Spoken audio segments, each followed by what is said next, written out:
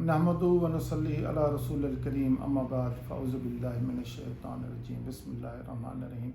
محترم ناظرین، آج ہم آپ کی خدمت میں 29ویں پارے کا خلاصہ بیان کریں گے۔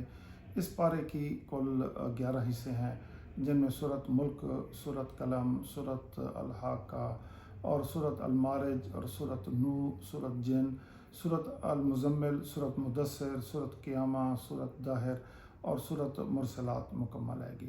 سورۃ ملک میں توحید کا بیان ہے، جہنم میں داخل ہونے والے جہنم کے جو چوکیدار ہوں گے ان کے درمیان جو ان کا مکالمہ ہوگا اس کا تذکرہ کیا گیا ہے۔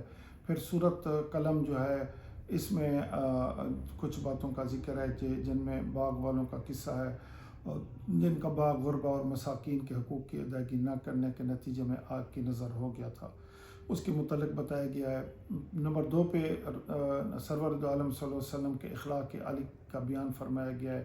پھر سورۃ الحاقہ پھر شروع ہو جاتی ہے، تو اس میں مختلف قوموں کے عذاب میں گرفتار کیے جانے کا تذکرہ ہے۔ پھر قیامت کے وقوع کا بیان اور اچھے لوگوں کا جنت میں داخل ہونا اور برے لوگوں کا جہنم میں جانے کا بیان ہے، اور ان اسباب کا بھی ذکر کیا گیا ہے۔ اس کے بعد سورۃ المعارج ہے، اور معارج میں 5 باتیں ہیں جن میں قیامت کے وقوع، انسانوں کی بعض صفات، جنتوں کی صفات کا ذکر کیا گیا ہے۔ اس کے بعد سورۃ نوح آ جاتی ہے، اس میں حضرت نوح علیہ السلام کی طویل تبلیغ جو آپ نے 950 سال کی تھی، اس کا طریقہ دعوت اور اس کا بیان فرمایا گیا۔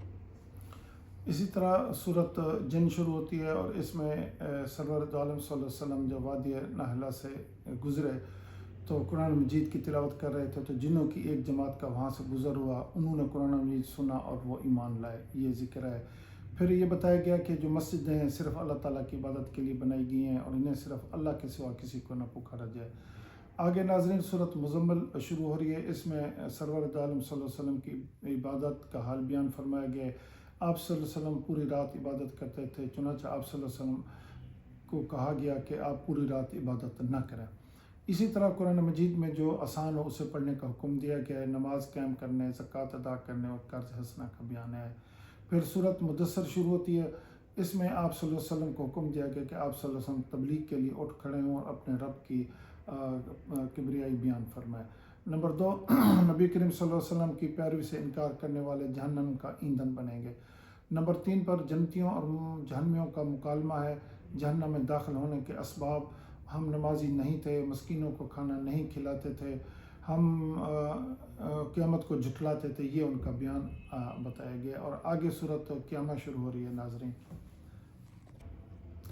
آگے پھر سورۃ داہر شروع ہو رہی ہے، اس میں بتایا گیا کہ انسان پر ایک ایسا دور بھی آیا تھا جب وہ کچھ نہیں تھا، پھر اللہ رب العزت نے اسے عدم وجود بخشا۔ پھر جنتیوں اور جہنمیوں کا بیان آیا گیا ہے کہ نبی کریم صلی اللہ علیہ وسلم کو آنے والی اذیتوں پر صبر کی تلقین فرمائی گئی ہے۔ پھر آپ کو کہا گیا کہ صبح شام اپنے رب کے ذکر میں مشغول رہیں، یہ آپ کو بتایا گیا۔ پھر سورۃ مرسلات شروع ہوتی ہے، اور اس میں قیامت کا بیان ہے، قیامت کے وقوع اور اس کے آسمان، پہاڑوں اور ستاروں کی کیا کیفیت اس وقت ہوگی وہ بتایا گیا ہے۔ اسی طرح اس کا منظر کشی اور نقشہ کھینچا گیا ہے، اور پھر اسی طرح ان چیزوں کا ذکر کیا گیا ہے، اور جھٹلانے والوں کی تباہی کا بتایا گیا ہے، اور یہ تقریباً 10 مرتبہ یہ بات اللہ رب العزت نے اس سورۃ مبارک میں دہرائی ہے۔ بس کافی۔